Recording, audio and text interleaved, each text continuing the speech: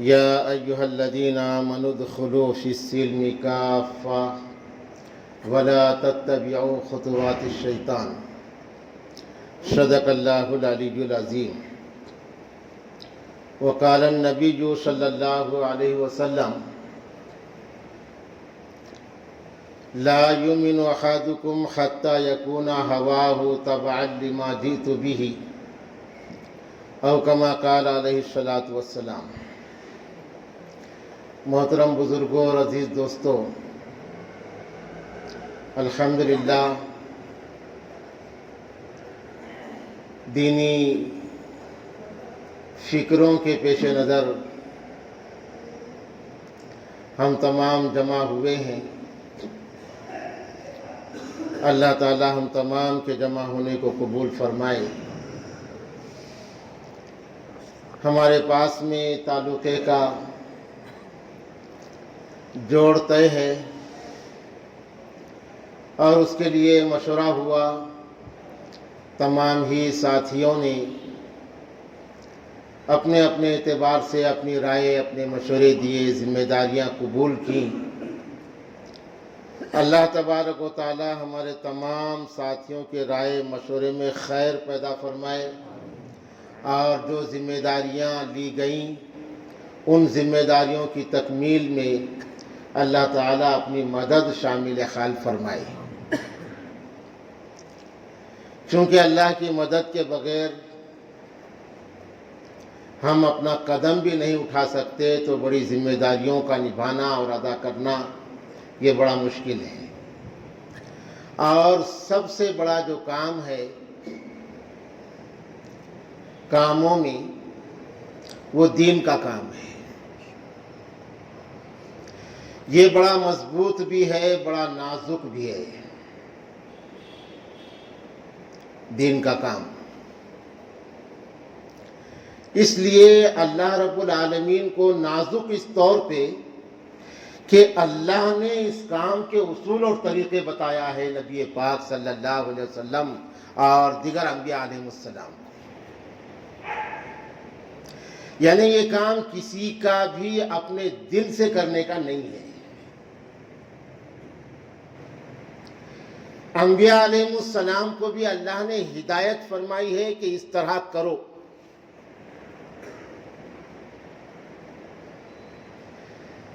حضرت موسیٰ علیہ السلام کو اللہ تبارک و تعالی فرعون کی طرف بھیج رہے ہیں. اذهب الى فرعون انه طغى، کہ موسیٰ تم فرعون کے پاس جاؤ، وہ بڑا سرکش بن گیا اور سارے لوگوں کو گمراہ کرنے کا ذریعہ وہ بن رہا ہے. اس لیے تم جا کے اس کو دعوت دو. تو موسیٰ علیہ السلام نے اللہ سے دعا فرمائی اور اس میں دو چیزیں مانگی. ایک چیز یہ مانگی کہ اے اللہ، میں اپنی ذات میں بہرحال کمزور ہوں، تو مجھے شرح صدر عطا فرما، مجھے وہ علم دے، مجھے وہ صلاحیت دے جس کے بل پر میں فرعون کو سمجھانے کا اہل بنوں. رب اشرح لی صدری. اور دوسرے یہ کہ تو میرے لیے فرعون کے پاس جانا، اس سے ملنا، اس کو آسان کر دے. وَيَسِّرْ لِي أَمْرِي. اور وہاں جانے کے بعد میں اس کو سمجھاؤں، نپے تلے الفاظ کا استعمال کروں اور میری زبان بھی اس کے سامنے صحیح چلے. وَاحْلُلْ عُقْدَةً مِّن لِّسَانِي. میری زبان کو کھول دے. کبھی کبھی زبان کہیں کھلتی نہیں، شرح صدر ہوتا نہیں. وَاحْلُلْ عُقْدَةً مِّن لِّسَانِي یفقہوا قولی، تو وہ میری بات سمجھے گا۔ اگر یہ چیزیں میرے پاس نہ رہیں تو سمجھانا ہی صحیح نہیں ہوگا، تو سمجھنا اس کے لیے تو مشکل ہو جائے گا۔ تو ایک چیز اپنی ذات کے لیے مانگی جس میں علم ہے، حکمت ہے، صلاحیت ہے اور طلاقت لسانی ہے، بولنا۔ دوسری چیز یہ مانگی کہ میرے ساتھ میں وشدد بہ ازری، اس کے پہلے کیا ہے؟ ہارون اخی، وجعل لی وزیرا من اہلی۔ دوسری چیز یہ مانگی کہ ہارون، میرے بھائی ہارون کو میرا پشت پناہ اور میرے لیے ایک حوصلہ افزا بنا دیجیے، اس کو بھی میرے ساتھ بھیج دیجیے۔ یہ دو چیزیں موسیٰ علیہ السلام نے مانگی۔ حضرت موسیٰ علیہ السلام کا خصوصی طور پر اللہ رب العالمین سے دعا کرنا یہ اس بات کو بتاتا ہے کہ یہ کام بڑا نازک ہے، اتنے آسانی سے کرنے کا نہیں ہے۔ وقت کا نبی، جلیل القدر نبی، وہ اللہ رب العالمین سے مانگ رہے ہیں کہ یہ کام میں کس طرح کروں اور یہ کرنے کے لیے مجھے یہ صلاحیتیں اور یہ افراد مجھے عطا فرما۔ اللہ رب العالمین نے موسیٰ علیہ السلام کی دعا کو قبول فرمایا اور پھر دونوں کو نصیحت فرمائی، دونوں کو ہدایت فرمائی کہ فرعون کے پاس جانے کے بعد سختی سے گفتگو نہیں کرنا۔ ہمارے آقا حضرت محمد رسول اللہ صلی اللہ علیہ وسلم کے زندگی اور سیرت میں اور دعوت اور تبلیغ کے طریقوں میں موقع اور محل کے اعتبار سے سختی اور نرمی کے پہلو ملتے ہیں۔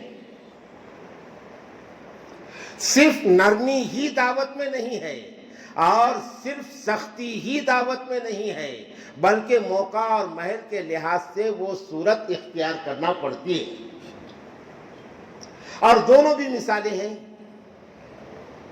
اب یہاں جس نوعیت اور جس شخص کے پاس میں جس کنڈیشن کے انسان کے پاس میں جانا تھا، وہ بہرحال فطری طور پر انانیت والا تھا، وہ حاکم تھا، وہ بادشاہ تھا، وہ حکم چلانے والا تھا، وہ حکم نافذ کرنے والا تھا۔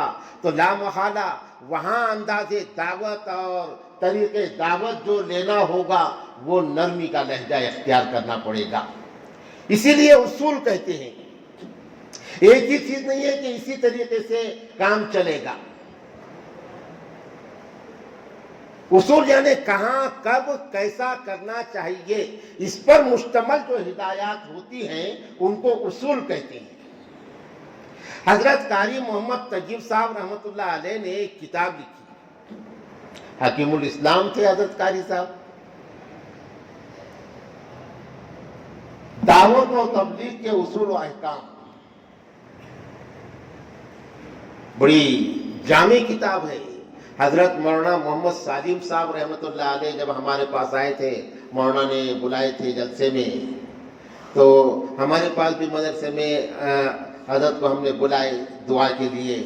حضرت نے کتابیں دیکھے تو وہ کتاب ان کے والد صاحب کی ان کو ملی تھی اس وقت۔ مطلب یہ ہے کہ وہ کتاب ناپید ہو گئی تھی، اور خود ان کے جانشین مولانا سالم صاحب کے پاس میں بھی وہ کتاب نہیں رہی تھی۔ تو حضرت نے دیکھے بہت خوش ہو گئی تھی۔ دعوت و تبلیغ کے اصول و احکام خواہش ظاہر کیے تو ہم نے وہ کتاب حضرت کو ہدیہ دے دیے تھے۔ پھر 80 نو وہ کتاب چھپی تھی، ممکن ہے اور لوگوں کے پاس وہاں ہوں گی، مگر ان کا جانا آنا کہاں اتنا عمومی آدمی تو نہیں تھے، اتفاق سے یہاں دکھ گئی، ان کے پاس نہیں تھی، انہوں نے خواہش ظاہر کی، ہم نے دیے، پھر ان کی طرف سے انہوں نے اور اس کو تباہ کیا تھا۔ تو بڑی جامع کتاب ہے۔ حضرت مولانا سید ابو الحسن علی میاں ندوی رحمۃ اللہ علیہ نے بھی اس پر ایک عربی میں کتاب لکھی ہے، اسالب الدعوۃ والسیرہ فی اسالب الدعوۃ فی ضوء القرآن والسیرہ۔ تو اس میں انبیاء علیہ السلام کے دعوت کے طریقوں اور انداز کو حضرت مولانا نے قرآن کریم کے حوالے سے بیان کیا ہے۔ تو یہ سب بتانے کا مقصد یہ ہے کہ دعوت کا کام یہ بڑا اہم ہے، اور اس کی اہمیت میں اس کی مضبوطی اور اس کا نازک ہونا، یہ دونوں بھی چیزیں اس میں شامل ہیں۔ اس لیے حضرت مولانا میاں جی محراب رحمۃ اللہ علیہ، حضرت مولانا الیاس رحمۃ اللہ علیہ کے ساتھیوں میں سے تھے، بہت بڑے اللہ والے، بڑے بزرگ تھے۔ انہوں نے کتاب لکھی تھی دعوت کے مبادی اصول۔ تو اس کام کو ہمارے اکابر علماء نے شروع کیا، تو یہ سارے اصولوں کے ساتھ میں شروع کیا، اور اصول کی بڑی اہمیت اور اس کی پاسداری کا انہوں نے خیال رکھا، اس لیے کہ جو چیز اور جو کام، جو مشن اور جو تحریک اپنے اصول سے ہٹ جاتی ہے، تو حضرت مولانا محمد الیاس رحمۃ اللہ علیہ کے ملفوظ کی روشنی میں کہ اگر یہ کام اپنے بنیادی اصول سے ہٹ گیا تو امت کے اندر جو فتنے سالوں میں آنے والے ہیں وہ فتنے دنوں میں آ جائیں گے۔ اصول کی اہمیت ہوتی ہے، اور ہر چیز کے لیے، ہر تحریک کے لیے اصول سے اگر کوئی چیز ہٹ جاتی ہے، پوری کائنات کو اللہ تبارک و تعالیٰ اصول پر چلا رہے ہیں، انسان پورا اصول میں بندھا ہوا ہے، زندگی اصول میں بندھی ہوئی ہے، موت بھی بے اصولی پر آنے والی ہے۔ زندگی کیا ہے؟ عناصر میں ظہور ترتیب، موت کیا ہے؟ انہی اجزاء کا پریشان ہونا۔ سارے جسمانی اعضاء صحیح کام کر رہے ہیں تو انسان کی زندگی ہے، اور یہ اعضاء اگر غلط رخ پہ چلے گئے تو اسی کا نام انسان کے لیے موت کی دعوت ہے۔ پوری کائنات کا نظام اپنے اصول پر چل رہا ہے، سورج کا نکلنا، سورج کا غروب ہونا، ستاروں کا طلوع ہونا، آسمان کا اپنا کام کرنا، زمین کا اپنا کام کرنا، درخت، حجر، شجر، پرند چرند سب۔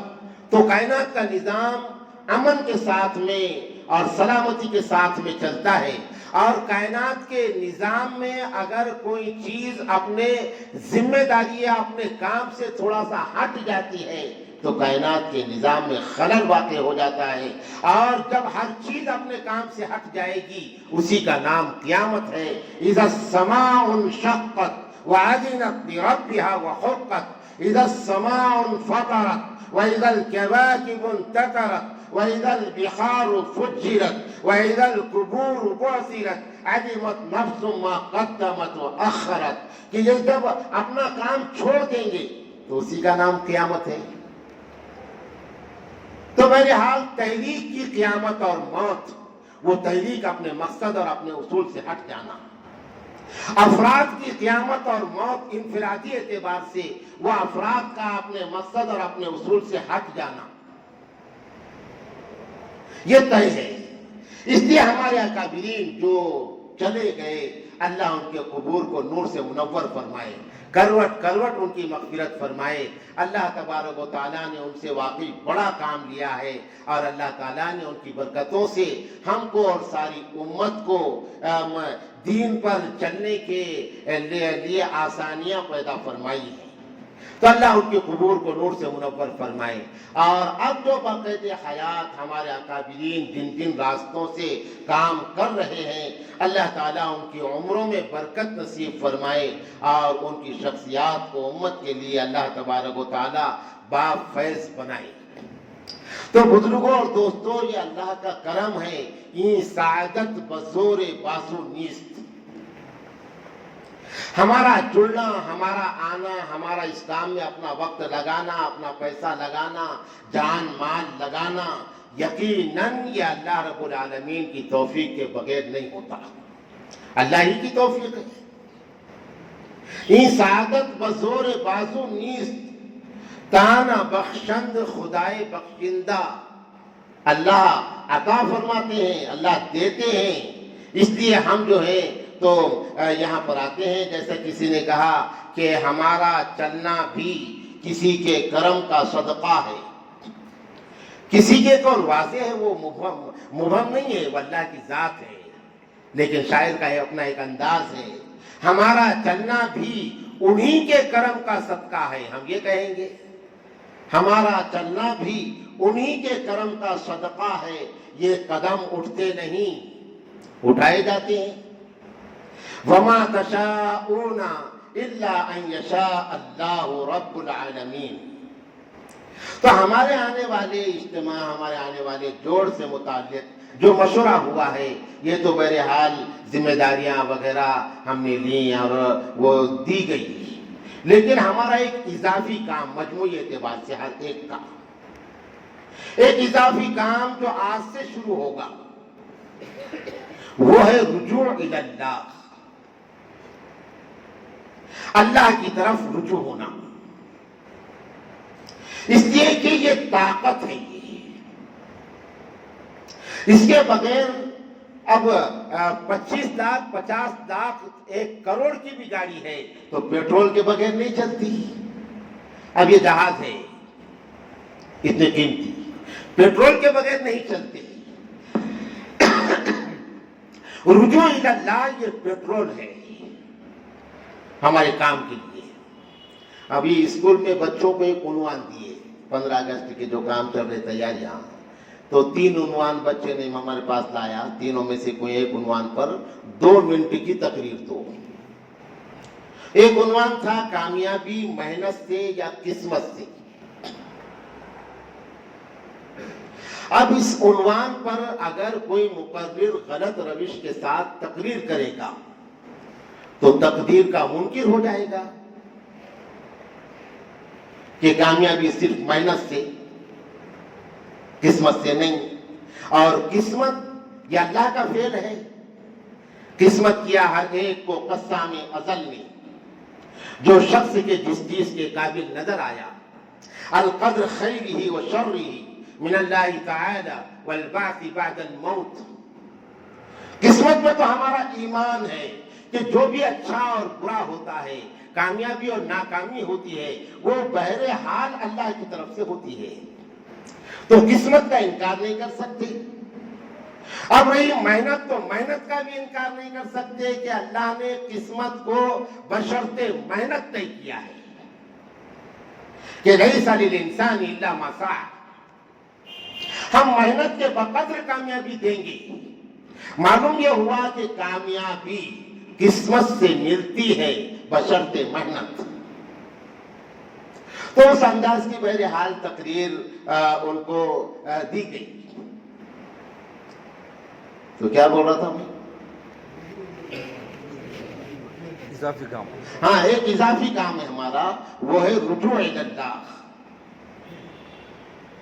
اور اللہ نے یہ کام انبیاء علیہ السلام کو بھی ہدایت فرمایا، اور آخری نبی ہمارے آقا حضرت محمد الرسول اللہ صلی اللہ علیہ وسلم سورہ مزمل کی مختصر تشریح پڑھنا چاہیے ہمیں۔ یا ایھا المزمل قم اللیل الا قلیلا نصفہ او انقص منہ قلیلا او زد علیہ ورتل القرآن ترتیلا انا سنلقی علیک قولا ثقیلا۔ اللہ نے اپنے نبی کو مزمل کہہ کے پکارا ہے۔ مزمل اس کا عام جو ترجمہ ہوتا ہے چادر پوش، گلیم پوش، اسی کو لے کے چلیں گے۔ اے مزمل قم اللیل، رات میں اٹھو، پوری رات جاگنا نہیں ہوتا تو آدھی رات جاگو، آدھی رات میں سے بھی کچھ کم کرنا ہے تو کم کرو، اب ان کچھ من، لیکن رات میں اٹھنا پڑے گا، مطلب اللہ کی طرف رجوع ہونا پڑے گا تنہائی میں۔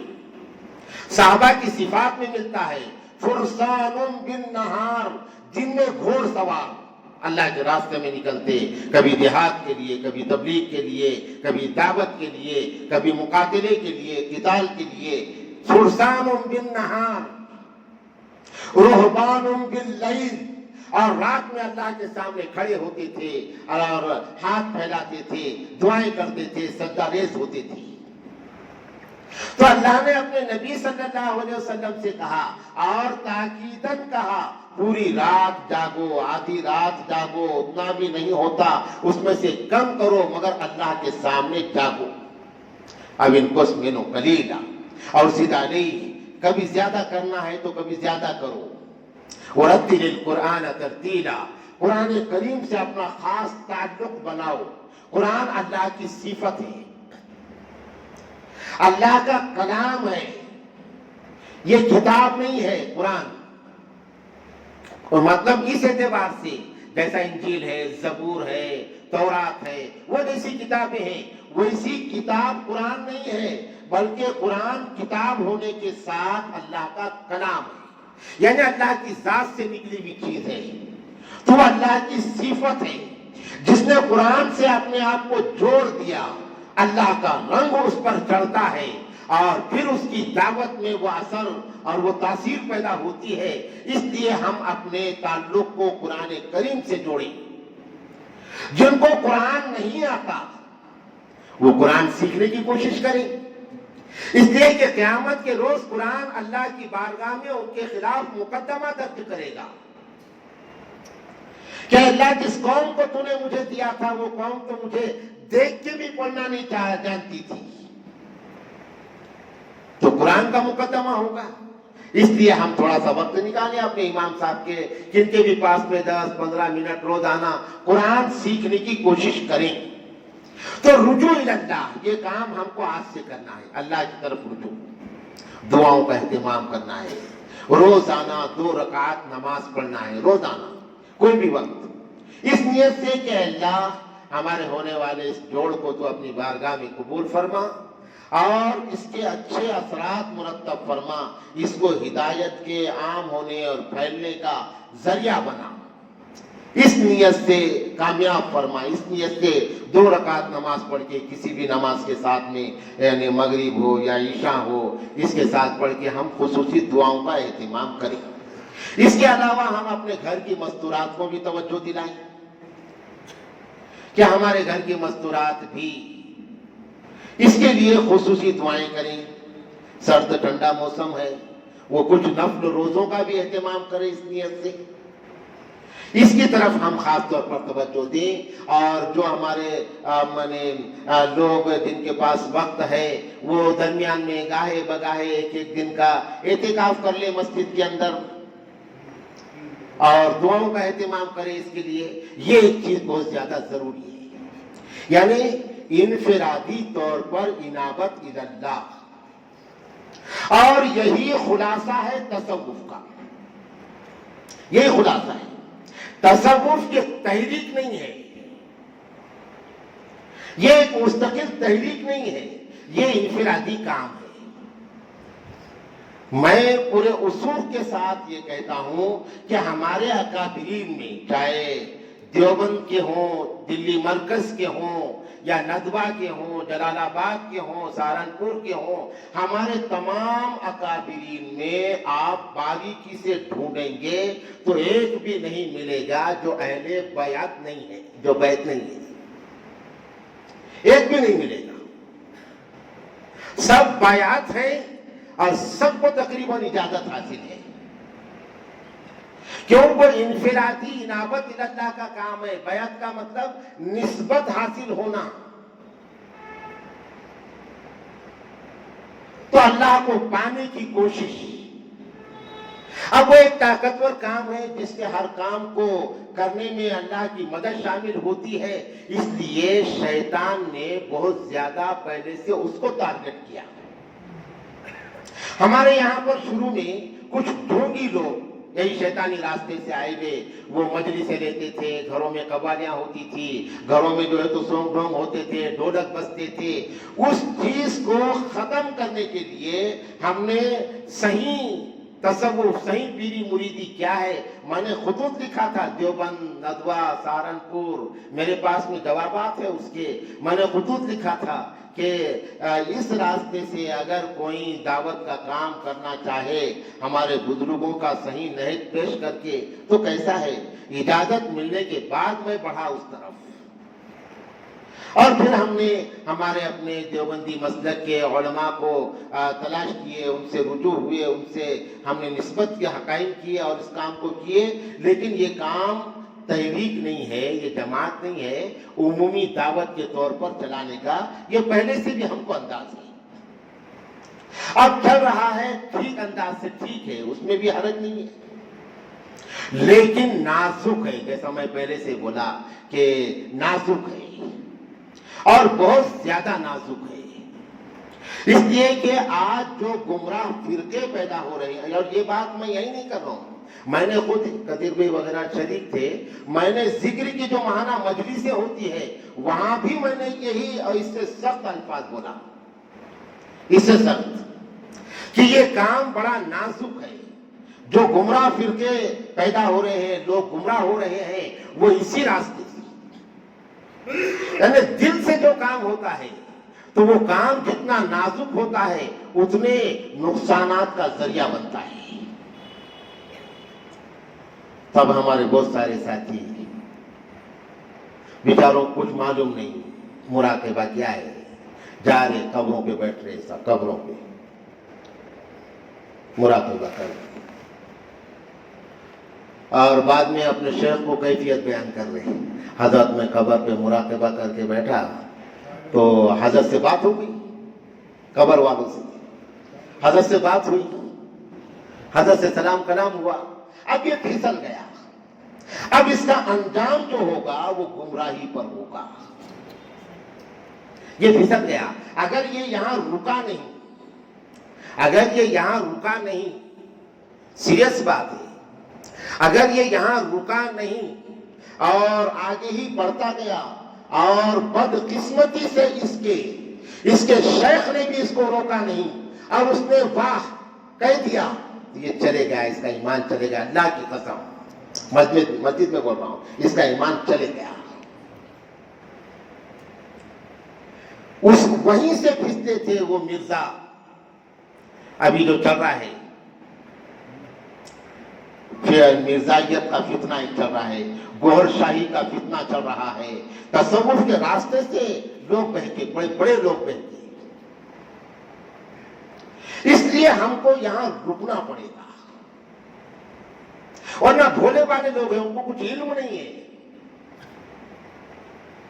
کبھی کبھی تو واللہ بولو مجھے اپنے اوپر کبھی ڈر لگتا ہے کہ اس کا ذریعہ میں بنا، اور یہ اب کام غلط روش پہ ہمارے یہاں جا رہا ہے، کہیں وہ ہمارے گلے میں تو نہیں آئے گا. اس لیے ہم اتمام حجت کر رہے ہیں. تو ایسی بہت ساری چیزیں، بعض دوسرے مقامات پر تو اللہ کی پناہ یعنی فرض نمازوں کا خیال نہیں ہے. ابھی ہیں بھی وہ سارے ساتھی وہ مجلس لینے کا شوق، ذکر کی مجلس ہم لیں گے، اور ان کو سورہ فاتحہ یاد نہیں، سورہ فاتحہ یاد کرنے کی اس کو تڑپ بھی نہیں ہے کہ نماز میں سورہ فاتحہ یہ سب سے پہلے پڑھی جاتی، اس کی نماز مکمل نہیں ہے، اور وہ مجلس لینے کا شوق، وہ اس میں پھیٹا بند رہا، وہ ہری شال بند رہا، وہ شان کہ مجلس لینے والا ساتھی ہے. یہ گمراہی نہیں تو کیا ہے کہ نماز صحیح کرنے کی طرف توجہ نہیں اور مجلس لے رہا ہے، تو اس میں یعنی گمراہی کے راستے کھل رہے ہیں. نمازوں کی پابندی کی طرف دھیان نہیں، کوئی دھیان نہیں نمازوں کے اہتمام کی طرف، مگر وہ ذکر کی مجلس، سارے کام چھوڑ کے فونا کر کے ذکر کی مجلس میں جو ہے ایک ایک کو بلانے کا، ان کو پوچھنے کا نہیں تم نے ظہر پڑھے کیا، تم نے عصر پڑھے کیا، مغرب پڑھے کیا، نہیں. ذکر کے مجلس میں اہتمام سے دعوت دے کے بلانے کا. ہاں جبکہ یہ کام یہ معالجہ ہے، یہ سنت بھی نہیں ہے، یہ واجب بھی نہیں ہے، یہ فرض بھی نہیں ہے. جو ہماری مجلسیں ہوتی ذکر کی، یہ فرض نہیں، سنت نہیں، واجب نہیں، یہ علاج ہے. اب اس پر بیان کرنے کا یہ موقع نہیں ہے. وہ کیا غلط نہیں ہے، میں غلط نہیں بول رہا ہوں، مگر یہ کہہ رہا ہوں کہ وہ سنت نہیں ہے، واجب نہیں ہے، فرض نہیں ہے، وہ علاج ہے، غلط نہیں ہے. اب علاج کو علاج کے طریقے پر کریں گے تو نتیجہ آئے گا. ڈاکٹر نے بولا 1 گولی کھاؤ، 2 گولی کھا لے رہے، جلدی اچھا ہوں گا، جلدی اچھا ہوں گا، تو ریئیکشن ہو جائے گا. تو وہ علاج ہے، اس کی تفصیل وہ کسی موقع پر اسی عنوان پہ وہ کریں گے. تو کہنے کا مطلب یہ کہ اس کو فرض سے زیادہ اہمیت دینا یہ بدعقیدگی ہے، یہ عقیدے کا فساد ہے، یہ ہمارے ایمان کے لیے خطرے والی چیز ہے. اس پر میں تقریباً 1 سال سے بول رہا ہوں ذکر کی مجلسوں میں، مگر وہ چیز کچھ جو ہمارے ساتھی ہیں گنے چنے وہ احساس ان کو ہوا، اور بہت ساری ساتھی وہ اپنے روش پر قائم ہوئے. ایک اعلان نکلتا ہے ماہانہ مجلس کا. اب شروع میں مجھے پوچھے اعلان نکالنا کیا؟ نکالو. نعت علی ایک دعائیہ شیعہ لوگوں کا یہ ہے، شیعہ لوگوں کا نعت علی عملیات کی کتابوں میں ہے، اور اس کے بہت سارے انہوں نے اثرات بتائے، فضائل بتائے، اس سے یہ ہوتا ہے، وہ ہوتا ہے، وہ ہوتا ہے، اس کا یہ چلا کشی کرنا، اس کا عمل کرنا. تو نعت علی میں بہت ساری چیزیں جو کھٹکتی تھی ہم نے اس کی تحقیق کیے. تو بہرحال وہ تو کھلا ہے، علماء اس کو سمجھتے ہیں. نعت علی شرکیہ جملے، شرکیہ وہ شیعہ لوگوں نے نکالا ہوا ہے، شیعہ لوگوں کا عقیدہ ہے. تب ہمارے ساتھی جو مہینے کا اعلان نکال رہے کہ ماہانہ مجلس زیر سرپرستی، جیسے نعت علی میں مظہر العجائب والغرائب حضرت علی کے سے متعلق، ویسا انہوں نے بھی منبع الخیرات والحسنات، امام الاولیاء والعتقیاء، ایسے القاب دے کے مولانا کو، مولانا محمد نور الحق صاحب دامت برکاتہم کو ایسے القاب جو وہ بھی خود ناپسند کریں، یہ ساتھی کر رہے ہیں. یہ شرک ہے. گر فرق مراتب نہ کنی زندگی، مراتب کے فرق کو اگر ہم قائم نہیں رکھیں گے تو اسی کا نام کافری ہے. نبی کو عالم الغیب پہ نہیں کہہ سکتے ہم، اس لیے کہ وہ عالم الغیب اللہ کی صفت ہے. تو جس کو جو چیز جچتی ہے وہ کہنا چاہیے، اور ایسی چیزیں جس سے شرک کا شائبہ ہو غلط ہے. تو یہ جو راستے ہیں، یہ جو طریقے ہیں، یہ بہرحال عام لوگوں کے اندر کہیں نہ کہیں گمراہی پیدا کرنے کا سبب بن رہے ہیں. اس لیے ابھی ہماری جو سالانہ مجلس ہوئی جامع مسجد میں، تو اس میں خاص طور پر ہم نے حضرت مولانا مفتی محمد عارف صاحب کو بلائے. حضرت مفتی صاحب ہمارے علاقے کے بڑے جید عالم ہیں، اور وہ صاحب نسبت ہیں، وہ خود بھی شیخ طریقت ہیں. ہم نے ان کو بلائے. وہ حضرت مولانا مفتی خانپوری صاحب گجرات، ان کے خلیفہ ہیں، اور حضرت مولانا خانپوری صاحب وہ حضرت مولانا زکریا رحمۃ اللہ علیہ کے خلیفہ ہیں. تو اس راستے سے بہرحال ان کو بلائے. انہوں نے اچھی ہدایات اور اچھا واعظ کیا ہے انہوں نے، اور ساتھوں کا فائدہ ہوا. تو وہاں ہم نے یہ اعلان کرا دیے، یہ سارے فتنوں کے سدباب کے لیے اور ان فتنوں پر قدغن لگانے کے لیے مولانا کے ہی صاحبزادے کے ذریعے سے انہوں نے کرائے. تو انہوں نے ایک اعلان کر دیے مولانا کے کہنے پر کہ ذکر کی ماہانہ مجلس یہ ایک مسجد میں ہوگی. جیسا ابھی منابع بولے تھا ایسا کرے تو اچھا ہے. یہ پہلے اعلان ہو گیا، کیونکہ اس کو ہم بھی بڑی شدت سے محسوس کر رہے ہیں، اور ہم یہ کلیئر کر رہے ہیں کہ جیسا ہمارے ساتھیوں کو ایک گمان ہوتا ہے ہمارے جنتور کے بڑے بڑے علماء ان کے ساتھ میں ہیں، اور یہ اب کیسا بولنا، یہ علماء کرام جب ہیں تو کام صحیح ہے، ان کو برا لگے گا، ایسا نہیں ہے. یہ بڑے علماء کبھی بھی غلط نہیں کریں گے. جہاں غلط ہوتا نظر آئے گا یہ رک جائیں گے اور روکنے کی کوشش کریں گے اس غلط کو۔ اللہ تعالیٰ یہ توفیق پر اپنی استقامت ہم تمام کو نصیب فرمائیں۔ اللہ کی مدد بہرحال ضروری ہے، تو انشاءاللہ ہم کوشش کریں گے کہ ہماری ذکر کی مجلس مہینے کی وہ ایک ہی جگہ پر ہو، کیونکہ پورے ہمارے جماعت کے ساتھی ہی اس میں شامل ہیں۔ تو ہمارے جماعت کے ساتھیوں کے لیے اول درجے میں یہ کام ہے، جماعت کا کام، اور اس کام میں ہم کو طاقت ملے تو ثانوی درجہ اپنے انفرادی اصلاح کے لیے اس ذکر کی مجالس اور اس کام سے جڑے ہوئے رہیں۔ لیکن اس کام کی وجہ سے اس کام میں حرج ہو، یہ جو ہے ہمارے لیے شیطان کی تلبیس ہوگی۔ ایسا کوئی اپنے ذہن میں نہیں رکھنا کہ وہ بہت اونچا ہے اور ہم جو ہے تو ایک اونچے کام پر ہیں، اللہ سے ہماری نسبت قائم ہو رہی ہے، نہیں، یہ شیطان کی تلبیس ہوگی۔ تو بہرحال اللہ تعالیٰ سے دعا ہے اللہ تعالیٰ ہم تمام کو صحیح ہدایت اور صحیح سمجھ عطا فرمائے۔ اللہ جس کا اچھا کرنا چاہتے ہیں اس کو صحیح سمجھ دے دیتے ہیں۔ من یرید اللہ بہ خیرا یفقہہ فی الدین۔ وآخر دعوانا الحمد للہ رب العالمین۔ اعتکاف کے تعلق سے کیا 20، 21، 22 3 دن کا اعتکاف۔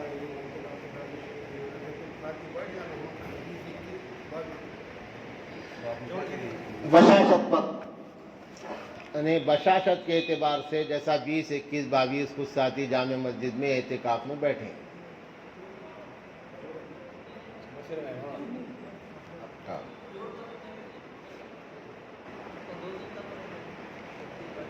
ہاں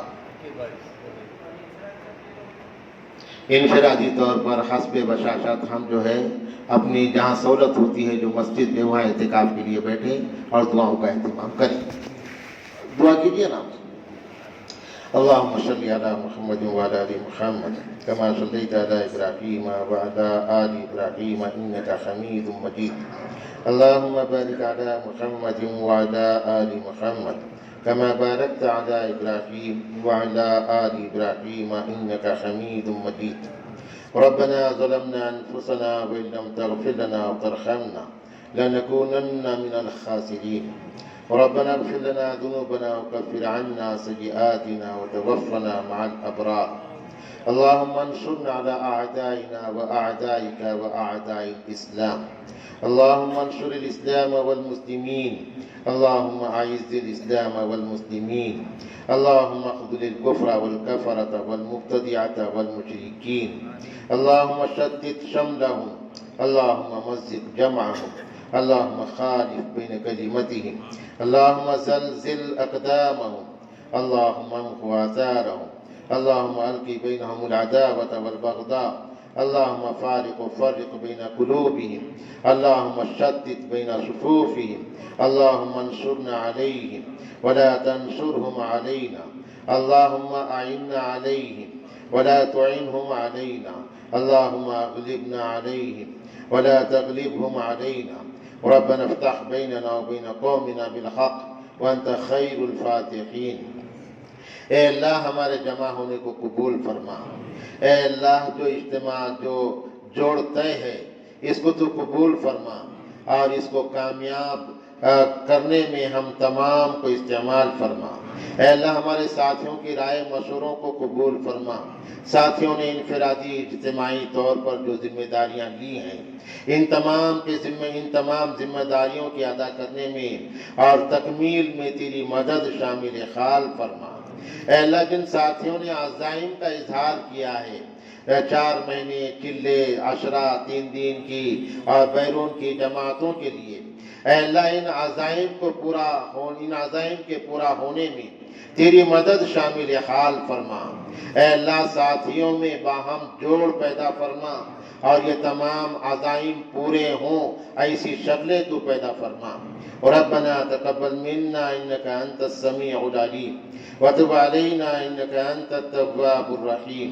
صلی اللہ تعالی علی خیر خلقہ وعلی آلہ واصحابہ اجمعین، آمین۔